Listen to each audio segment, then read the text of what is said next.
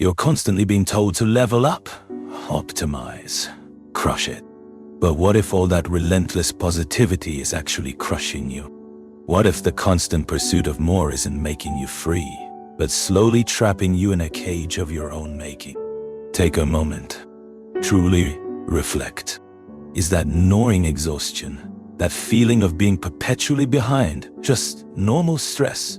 Or is something far more profound at play? You wake up, and before your feet even hit the floor, your mind is already racing. The day hasn't even begun, but a crushing weight of expectation settles on your chest. You glance around. Everyone seems to be thriving. Your phone buzzes, a digital siren call of opportunities that feel more like demands. The world screams, "You got this." But deep down, you're not just tired, you're sick. And this isn't just a personal failing. It's a symptom of a much larger, societal illness. We live in an era where suffering has gone invisible. No more shouting bosses, no more literal chains, no obvious repression. Instead, we face something far more insidious. The invisible imperative of performance. You've become your own taskmaster, your own oppressor. What was once an external command has morphed into a relentless whisper in your head, echoing, "Do more, be more, produce more, never stop." The philosopher Byung-Chul Han calls this the society of performance. It's a system that tricks you into believing you're free, when in reality you're more ensnared than ever. Trapped by the lie that every single second must be useful. Every action must yield a tangible result. Every breath must propel you forward. And if you pause, if you fail, if you rest, a voice screams that you've lost your value. In this relentless chase, positivity has become a poison. Freedom has transformed into invisible handcuffs. And the supposed ability to do anything has become the curse of never being able to stop. Do you feel a pang of guilt when you're just relaxing? Anxious if you haven't responded to emails or messages instantly? Frustrated when you don't hit your own ambitious goals, even when no one else is pushing you? This isn't just stress. This isn't just fatigue. This is burnout, but not the kind a weekend getaway can fix. This is existential burnout, the kind that empties you from the inside out while you expertly maintain a facade of normalcy for the world. If any of this resonates, it's not a coincidence. It means you're living inside this system. A system designed to convince you that this is just. This video is not a call for you to produce more, to grind harder. It's a call to wake up. Because maybe, for the very first time, someone is telling you, you are not weak. You are simply trying to survive in a society that sickens those who constantly strive to be strong. Take a deep breath. We're going to unpack this together. And trust me, you are not alone. For centuries, power wielded brute force. Think prisons, barracks, factories, asylums. Orders were clear. Sit down. Be quiet. Obey. Michel Foucault called this the disciplinary society. The logic was simple. Someone commanded, you obeyed. A visible you can't watched over you, shaping your every move. But that world, with its obvious prohibitions, is fading. What has replaced it is far more subtle, and arguably far more cruel. Today, hardly anyone explicitly forbids you from anything. No one tells you you can't. On the contrary, they constantly tell you, you can do anything. You are free. You have unlimited potential. It's just a matter of effort, focus, discipline.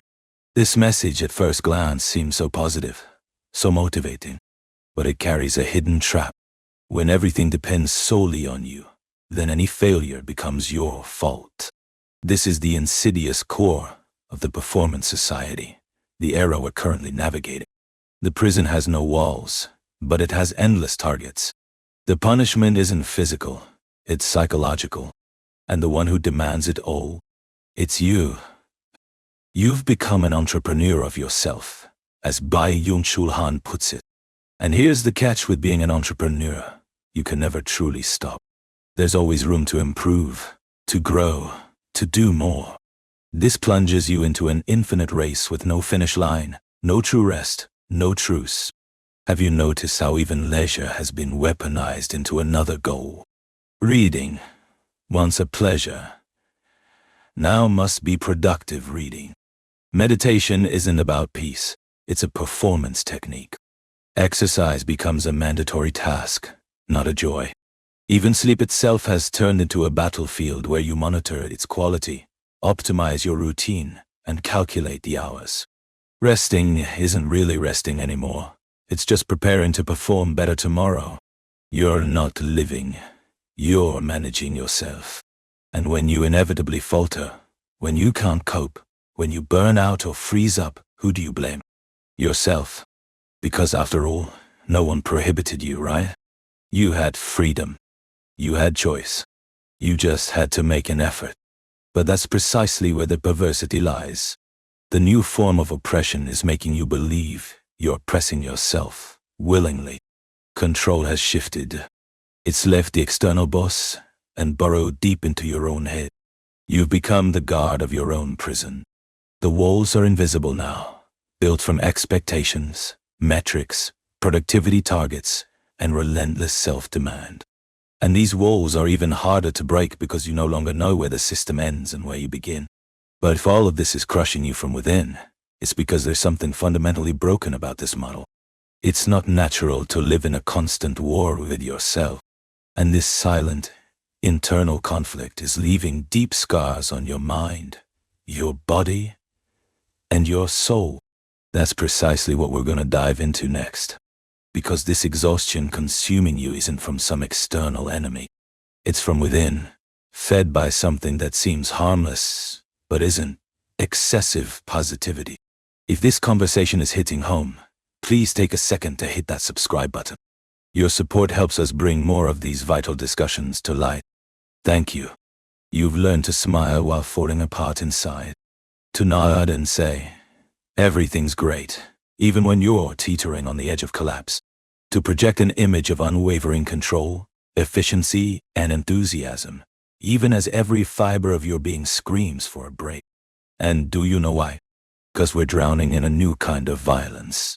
One that doesn't punch or shout or explicitly restrict. It seduces. It invites. It motivates. It is the violence of positivity. Byung-Chul Han warns us. The 21st century isn't defined by diseases of repression. We're past the age of censorship, strict prohibitions, or forced limitations. What's making us sick today isn't that you can't. It's the relentless, overwhelming, yes you can. What corrodes us from within isn't classic oppression, but the sheer excess of stimulation, the illusion of limitless freedom, the crushing weight of positive demands. The unspoken command now is to smile, to produce, to optimize, to be happy, always. But this excess comes at an enormous cost. Depression, ADHD, anxiety, burnout. These aren't just individual pathological deviations anymore. They are societal symptoms. They are the psychic responses of a body and mind that simply cannot bear the weight of continuous performance. And the most perverse part, in this new scenario, you stop being a victim and start feeling guilty. Couldn't be productive today. Must be laziness. Feeling unmotivated. Lack of focus. On the brink of collapse? Clearly, a lack of gratitude. Or perhaps you haven't tried that new yoga class, or bought that self-improvement course. The blame is always yours. This is how positivity sickens you. It tolerates no limits. It allows no failure. It rejects sadness, pauses, or slowness. And the harder you try to align with this artificial ideal of happy productivity, the further you drift from your true self. You become a motivational caricature, while everything authentic within you quietly collapses.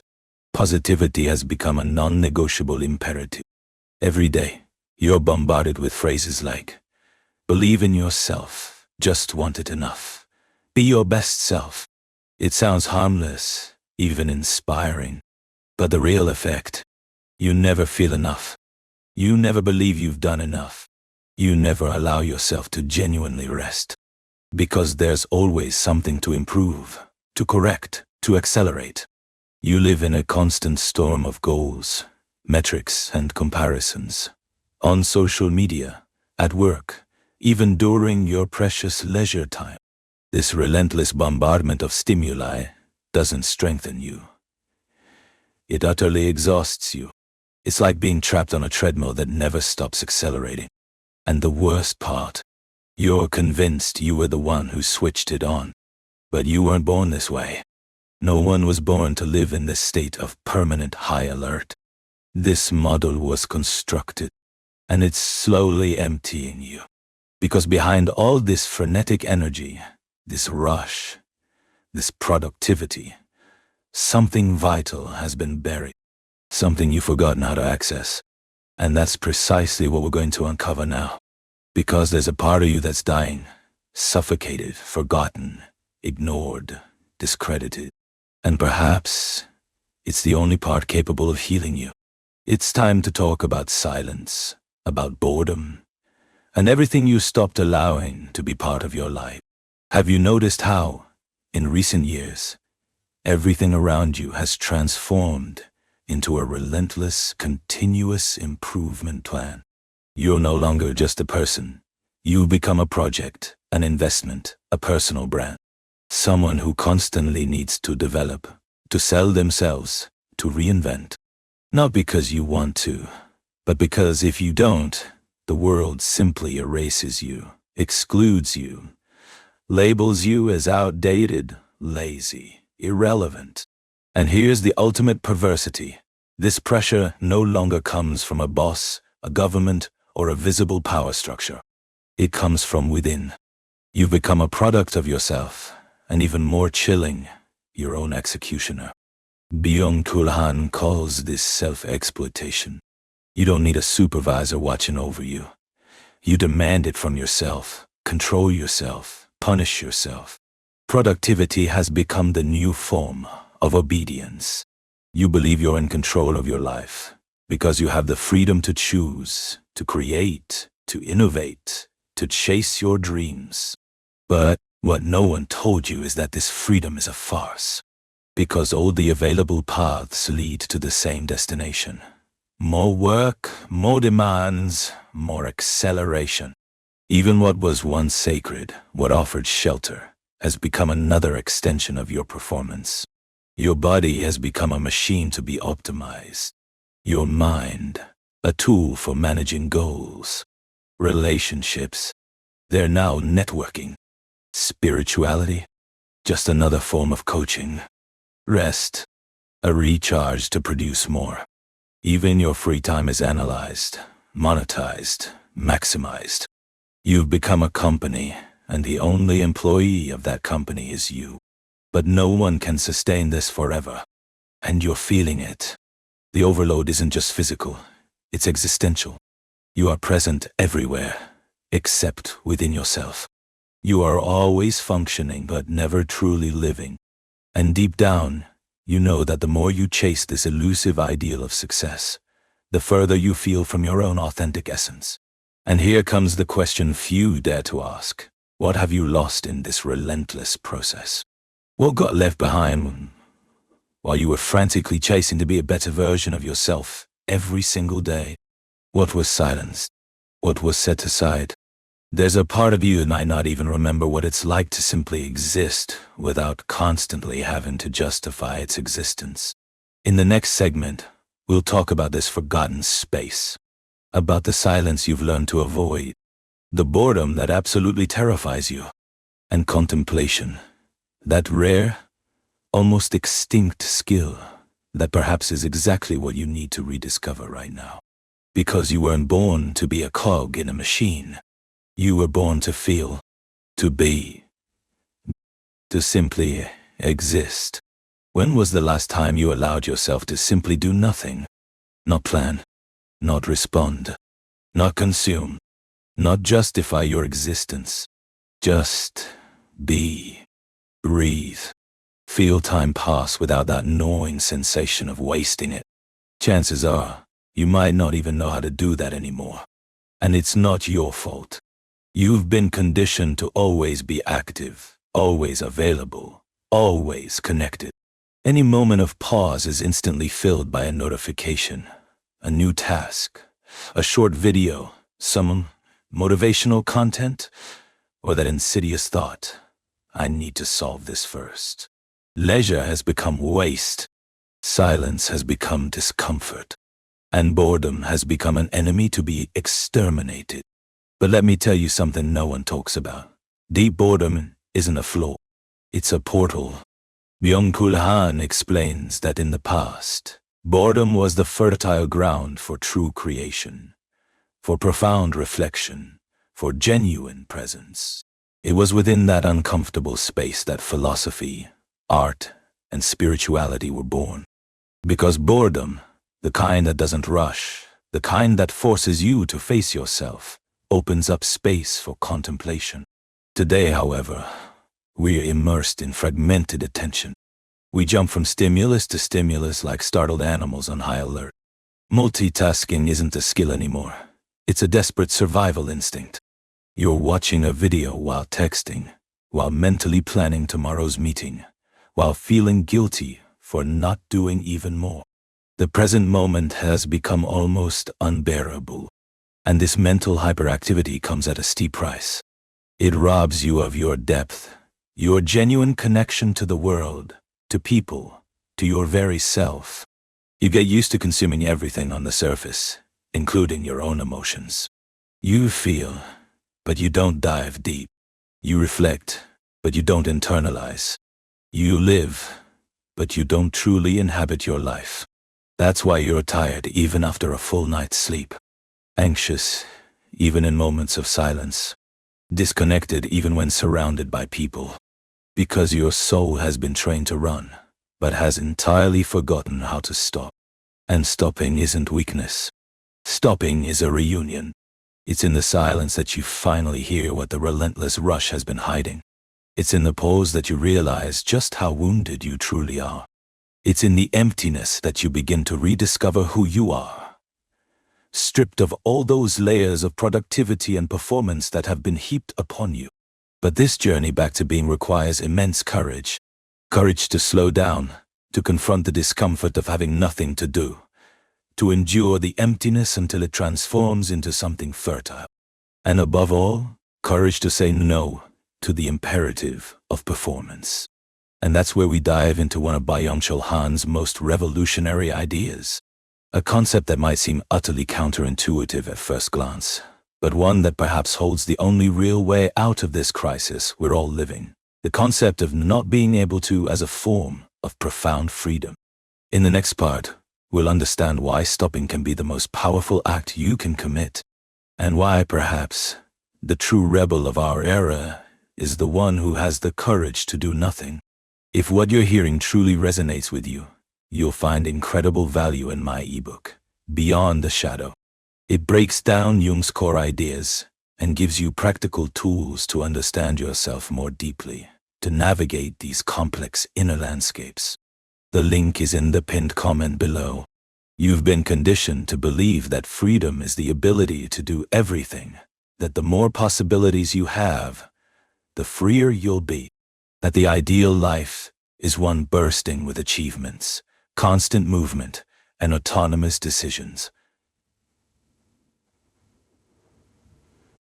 But what no one explained is that this excess of power, choice, and initiative is also a prison. And perhaps the most cleverly disguised and dangerous one of all. The logic of our society is brutally simple. If you're not doing something, you're wasting life. Everything must have a purpose, a utility, a measurable result. Even rest needs to justify its existence as energy recovery. Even silence needs to be packaged as strategic self-care. Everything needs to make sense. Everything needs to be profitable. Everything needs to generate something. But Byung-Chul Han offers us a radical, liberating idea. True freedom begins when you reclaim the right not to do, not to act, not to want, not to be useful, to simply not be able to. This sounds counterintuitive, doesn't it? After all, we spend our entire lives striving for the power to do, the power to travel, to produce, to achieve, to decide. Yet, the power to do has morphed into an imperative. You can, so you must. But what if you don't want to? What if you genuinely can't? What if you're simply, profoundly tired? The answer you hear from society is stark and unforgiving. You have failed. In this model, there's no space for vulnerability, no room for a genuine way. Everything that doesn't fit this relentless logic of action, achievement, and growth is immediately labeled as deviation, weakness, laziness. But what if it is precisely in that space of refusal that true strength resides? Saying no is an act of profound power. Refusing the excess, the haste, the crushing overload is a gesture of potent resistance. Not wanting to constantly improve, not accepting every opportunity, not following every piece of advice, not answering every call. Saying no to the world in order to say yes to yourself. This not being able to is revolutionary. It shatters the logic of infinite productivity. It demolishes the myth of needing to be the best. It gives back to the human being what was so cruelly taken. The ability to exist without having to constantly prove their worth. And when you allow yourself that no, something transformative shifts inside. Anxiety gives way to a quiet stillness. Guilt yields to genuine presence. The frantic rush transforms into the gentle rhythm of your own breath. You no longer need to relentlessly chase after yourself because you are already here, whole, now. But don't be fooled. This kind of freedom isn't comfortable. It demands confrontation. It requires you to look directly into the void and declare, I accept not to be everything. I accept not to do everything. I accept to simply be. And this goes against everything you've ever been taught. That's why so many become ill, desperately trying to free themselves, without realizing they're just swapping one set of shackles for another. The true challenge isn't to do more. It is to be able to stop, to be able to let go, to be able to say enough. But when you start to see the no as liberation, something profound is revealed. A clarity that was buried under constant noise. A strength that doesn't come from overcoming, but from surrendering. A peace that only emerges when you finally refuse to keep fighting against yourself. And that's where we arrive at the deepest truth of all this. One that you may have already felt, even without having the words for it. The burnout you're experiencing isn't just tiredness. It is the undeniable symptom of a failed way of life. It is a desperate cry for help from your very soul. If you've made it this far, it's because something deep inside you is screaming. Perhaps silently, perhaps stifled, but it is screaming. Because you realize, even if vaguely, that something is terribly wrong with the way we're all living. And I'll tell you plainly, what you feel is not weakness. It is not incapacity. It is not a lack of mental strength. It is a natural, healthy response to a system that demands the impossible and labels as failure anyone who can't deliver. You are not failing because you are tired. You are exhausted because you have been coerced into a life model that drains every last drop of your emotional, psychological, and spiritual energy. A model that has turned each unique individual into a production machine, a showcase of performance, an avatar of an unattainable success. And in this mad, relentless race for an impossible ideal, what is lost is the most precious thing, meaning itself. Byung-Chul Han is unequivocally clear. Burnout isn't an anomaly. It's not an exception. It is the most glaring symptom of a collective existential crisis. It's not the collapse of a few too sensitive or disorganized individuals. It is the collapse of an entire social logic founded on self-exploitation, the cult of efficiency, and the active disdain for silence, for genuine leisure, for a rich inner life. You are not alone in this. This pain you carry, this fatigue that stubbornly refuses to leave, this feeling of profound emptiness, even when everything should be fine. It is not your fault. It is a cry from your very body and soul, pleading for a different rhythm, a different perspective, a different way of simply being in the world. And that different way begins with a simple yet incredibly powerful choice: to refuse to continue living as things are.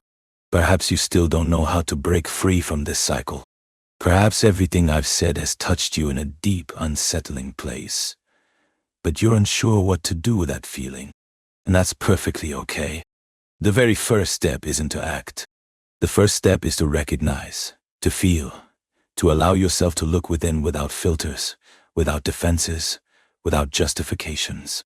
And if you identified with all of this, if this video spoke to something you didn't even know you needed to hear, I want to ask you one thing. Comment down below. Tell me how you're feeling. Tell me if this resonated with you. Because when we share our struggles, we recognize ourselves in each other's experiences. And when we recognize ourselves, that's when the true healing begins. Keep watching the next video. It's just as important as this one.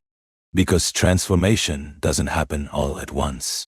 It happens in layers, in conversations, in reflections that accumulate until one day, you simply wake up different, more whole, more aware, more profoundly free.